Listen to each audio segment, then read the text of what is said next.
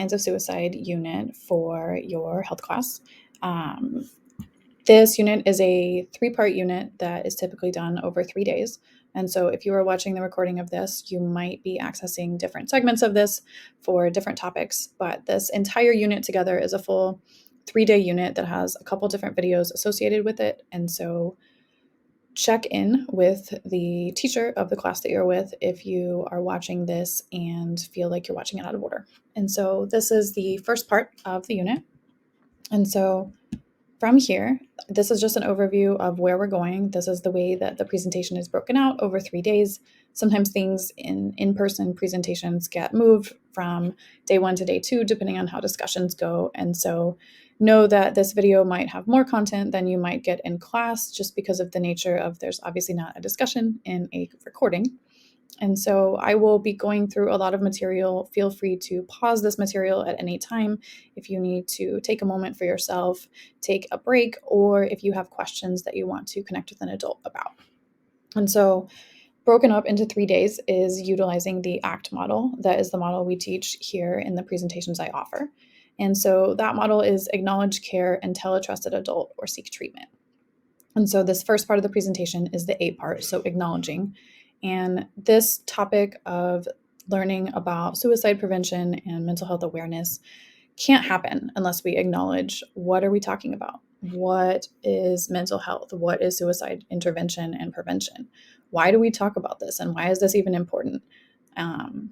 And also in this first part, we talk about the idea of how we have a natural fight, flight, or freeze response within our bodies. That's just part of human nature. And therefore, if we've experienced any type of trauma, we might have an altered fight, flight, or freeze response due to any type of residual impact that has been left from that trauma.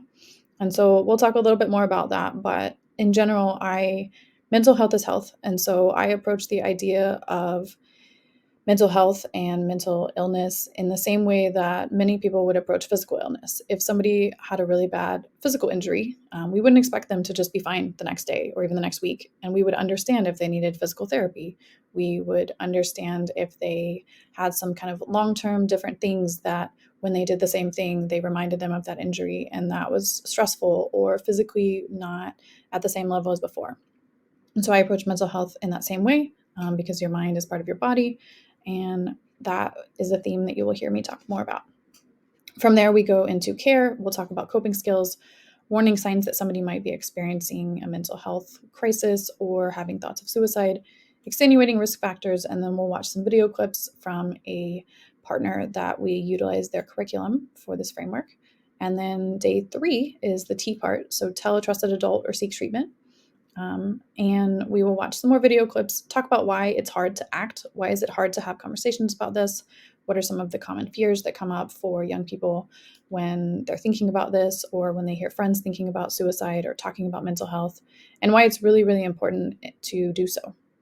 And we'll talk a little bit about some community resources, such as crisis lines and things like that, that you can access on your own and also share with others. And so jumping right in to day 1, we are going to acknowledge why is this a topic that we talk about? Why is this important? And what are we talking about to make sure that we're all on the same page as to what suicide prevention is, what mental health is, what feelings are, things like that. So language and word choice matter. This is really important. And so I'm going to just guide us through some ideas and common definitions or common misconceptions or shifts in the language that we use around the topic of suicide.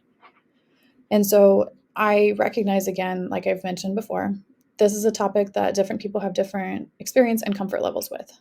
Because I've been doing this work for a while, I am able to have conversations about a topic such as suicide without having visible emotional reactions while I'm having the conversation. That may or may not be true for you. If that's not true for you, that's okay. If you feel strong feelings or sensations or emotions come up, know that that is okay, and that is the common experience. I do not have that experience right now because I'm doing a presentation for you, and it's a topic I talk about, and I like to ensure that people can feel comfortable talking to me about this topic. And so when I talk about suicide, what I'm talking about is a death caused by injuring oneself with the intent to die. A suicide attempt is when someone harms themselves with any intent to end their life, but they do not die as a result of their actions. That might seem common, but it's an important distinction that I like to make so that we make sure that we're all on the same page. Another thing that's really important when we talk about the topic of suicide is we don't use the word or the phrase committed suicide or suicide attempter or things like that anymore. Those have an ideology or an idea behind them that suicide is something that is a crime, and it's not. And so we use phrases such as died by suicide instead of committed suicide. We say suicide attempt. We don't say unsuccessful attempt. We say person living with suicidal thoughts or behavior instead of suicide attempter. And we say suicide versus completed suicide.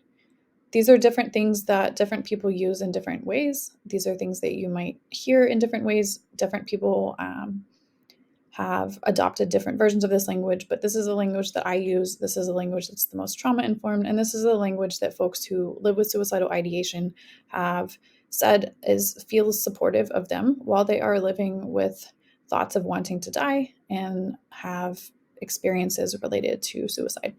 And so this is just important. You will hear me potentially reframe things that others have used and others have said, and so these are the things that I use as guiding principles for that. So a couple statistics to just get us right into the topic of why this is important, why this matters. You might not think that it's important to talk about, and it might have had no impact or shown up in your life at all. However, in Oregon, death by suicide is the number one cause of death among young people, ages 10 through 24.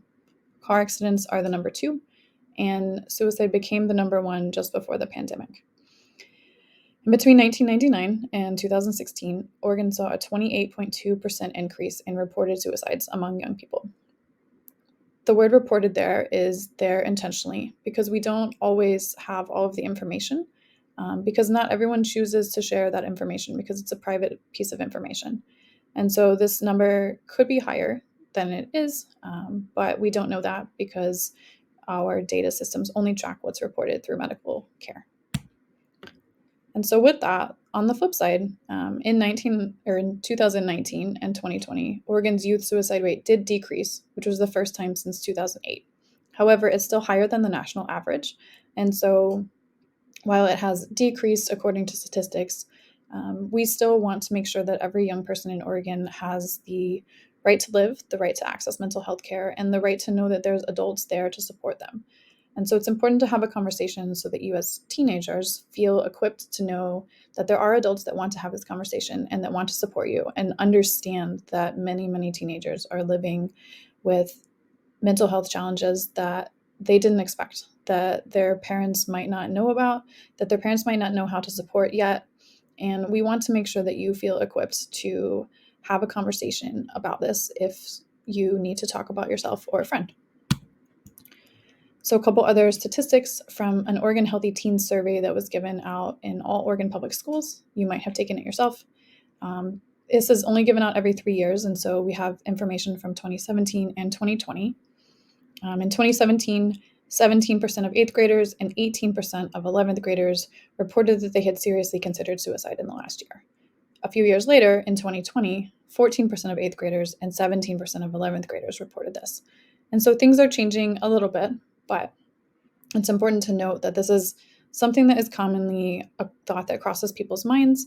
And just because someone has a thought related to suicide doesn't mean that they actively are considering suicide, but it does mean that their mind might have those thoughts and they might not know what to do with that and who to talk to about that. And so in 2020, 6% of 8th graders and 5% of 11th graders reported that they had attempted suicide at least once in their life. And that is 6% and 5% higher than I want to feel is happening of young people who are in a space where they don't see a future and they don't want to live. I want every one of you who watches this or has been a part of a presentation I've been a part of to know that there are adults that want to help you through the hard things. A couple other things. In 2017, 80% of the deaths that were reported as suicide were male. That is something that we will come back to later in the presentation, but it is important to note. And in 2016, only 10.3% of individuals who died by suicide had a diagnosed serious mental illness. So there's a lot of people who have a lot of hard things on their mind that they might not necessarily be talking to other people about. And so my goal is to let you know that there is someone who wants to listen. It is a scary conversation to be willing to have with someone, but it is a conversation that we want to have with you. I don't ever want anyone to feel like they have to sit with something by themselves completely. I want you to know that there is at least one adult in the building that wants to listen to you. And we can help create a team of other adults who can support you and carry you through high school. A couple more statistics. I offer data information because for me and the way that I learn and the way that I like to present information, this allows any of the, well, that's not important here, or that's not something that impacts me, to be pushed aside and realize that even if it doesn't impact you directly, this is impacting those around us and our community. And so that's why we talk about it, so that everyone has the same information, so that they can take that information and feel like they are supported, that they know that other people are supported, and they know how to access support should they ever need it. So this graph has 3 lines on it, 2019, 2020, and 2021. You'll see that it's January through December on the bottom, and on the left-hand side is a scale. This graph shows suicide-related visits to emergency department and urgent care centers for individuals in Oregon under the age of 18 over the course of a year, comparing 3 years. During the in-person presentation, I often ask people to notice where the spikes are.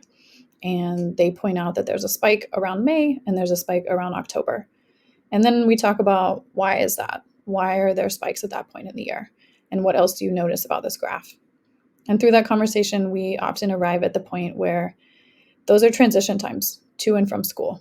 Those are times that can include testing or grades or big things that often can signify how we're doing to other people, how we're doing academically, how we're doing based on plans of achievement, things like that. There are times where the pressure is really high. It's either the start of the school year as we transition out of summer back into school, or maybe the end of the school year as we transition into summer. And not everyone has the same experience, of course, but everyone who is a young person experiences major transitions around this time of the year. And so it's important to note that school has an impact. I'm not saying that individual teachers or individual experiences are the root cause of the rise of suicide-related visits at all. But what I am saying is that if anyone has ever told you that you shouldn't be stressed out around transition times related to school, or that you have no reason to feel that way, or that you are experiencing something that's abnormal if you are stressed in October or May at the point where you feel a little overwhelmed in a different way than you did during the summer, or you might during the winter, this graph is here to show you that your peers are also experiencing that. And so as someone who works as a school social worker, it's important for me to note and to advocate for mental health support, especially at these transition times, especially as we're coming back to school and as we're moving into the summer, so that everyone feels like they have the support that they need to stay alive, to feel supported, and to access what they need and deserve to help mitigate any overwhelm, any trauma, or any extenuating circumstances that can lead to someone feeling a little bit more overwhelmed than someone else and making a choice that's permanent. And so this graph is from the Oregon Health Association. You can easily find it through connecting with their suicide prevention plans, and there's other graphs as well that will show up throughout this presentation. And so knowing all of that information, take a moment and just take a deep breath. If you are not someone who has thought about this or commonly thinks about the topic of suicide prevention, that might have been a lot. And know that as overwhelming as that felt, you can act. If you find yourself or someone close to you experiencing overwhelming mental health concerns or thoughts of suicide, you can act. You can help them get support. It is your job to be their friend, not necessarily to save their life, but being their friend can save their life by getting them connected to someone. And so, relating specifically to the topic of suicide, the ACT model that we'll go through in depth is, first step is acknowledging. So taking seriously any warning signs or concerns that you hear or see. Listening if someone has chosen to ask to talk to you about their mental health or what's going on or the topic of suicide. And just acknowledging that this is an important topic worth having a conversation about. This is an important thing. They matter to you. You matter to them. Your thoughts and feelings are important, and they are worth acknowledging, and they are worth offering support. Many people who die by suicide have given indications that things aren't going well. That isn't to say that if you have had a friend who died or who injured themselves, that it is your responsibility or fault that you didn't notice something. But that is saying that it's important that we pay attention to ourselves and others and notice when things aren't going well and help people get connected to support so that things can go better. And then care. Voice your concern to yourself or about yourself to someone. Voice your concern to your friend if you're noticing that things aren't going well, and be willing to have a conversation with them. Take the initiative to ask about what's concerning you. Let them know that you care about them and you want to support them. And then the third part, which is what we'll spend the third part of the presentation on, is tell a trusted adult. Help your friend connect with a caring adult to help continue the conversation. Your job is to be their friends. Our job is to help them get connected to support. But it takes a village, it takes a team. And through this ACT model, I believe that we can have more people who are able to live with difficulties, but not feel as if not living is the only way for those difficulties to go away.